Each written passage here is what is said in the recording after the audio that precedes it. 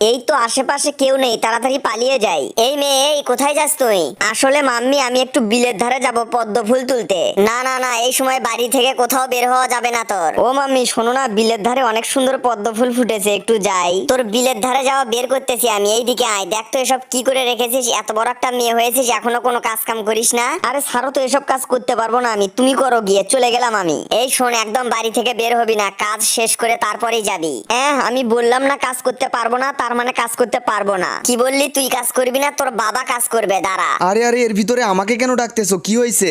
দেখো না, তোমার মেয়ে একটা অকর্মার ঢেকি, কোনো কাজ করে না। ঠিকই তো আছে, ও কেন কাজ করবে? কাজ করবে ওর বাবা। মা, তুমি ফুল তুলতে চলে যাও, আমি সব কাজ করে দেব। যেমন মেয়ে তার তেমন বাবা, এখন সব কাজ করো গিয়ে তুমি, আমি বসলাম। আরে দুরু, এসব প্লেট ধোয়া কি আবার কোনো কাজ হলো নাকি? শুধু শুধু ঝগড়া করে। আরে বা, বিলের ধারে তো অনেকগুলো পদ্ম ফুল হয়েছে, আজকে আমি সবগুলো ছিঁড়ে নে তবেই বাড়িতে যাব। এই যে বন্ধুরা, তোমরা তাড়াতাড়ি ভিডিওতে লাইক করে চ্যানেলটি সাবস্ক্রাইব করে দাও, আর কমেন্ট করে বলো তোমাদের এলাকায় কি এরকম পদ্ম ফুল আছে।